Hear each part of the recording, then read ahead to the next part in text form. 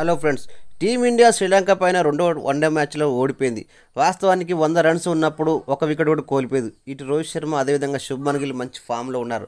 తమదైన శైలిలో అదరగొడుతున్నారు. మహా అంటే నాకు తెలిసి ఇంకా 10 నుంచి 17 ఓవర్లలో మరి మ్యాచ్ను ముగిస్తారని చెప్పి అనుకున్నారు. అయితే అనూహ్యంగా బంతిని ఒక్కసారిగా మరి వండర్ జూసెన్ అద్భుతమైన బౌలింగ్ తోటి మరి టీమిండియా ప్రధాన ఆటగాళ్ళు వరుసగా 6 వికెట్లు తీసి మరి కీలక పాత్ర పోషించాడు. అయితే ఈ దానికి ఇప్పుడు మాత్రం సోషల్ మీడియాలో ఎడుకొచ్చే కారణం అంటున్నారు. అసలు వాస్తవానికి శ్రేయస్ అయ్యర్ అదేవిధంగా కేఎల్ రాహుల్ ఉన్నప్పుడు మనోడు సాహసమైన నిర్ణయాలు తీసుకొని టీమిండియా కొంపముంచడని చెప్తున్నారు. అదేంటంటే శివన్ దూబని మరి బ్యాటింగ్ ఆర్డర్లో ముందుకు పంపడం.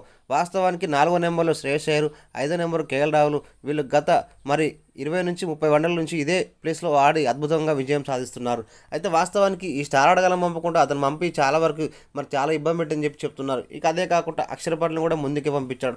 అక్షర్ పటేల్ ముందు పంపించినప్పుడు అక్షర్ పటేల్ బాగానే ఆడాడు కొసమెరిపే. అయితే వాస్తవానికి టీమిండియాని మరో మనోడు ముంచుతాడా తెలుస్తాడా? ముఖసుడి మనిషి గౌతమ్ గంభీర్ ఎవరి మాట మరి చాలా వరకు వినడాట. తన సొంత నిర్ణయాలే ఎక్కువగా ఉంటాయట.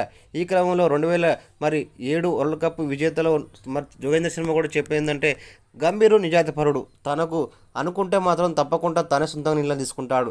అయితే వాస్తవానికి ఎవరిని కాకబట్టే రకం కాదు. తన వ్యక్తిగతంగా తన చాలా మంచి మనిషి.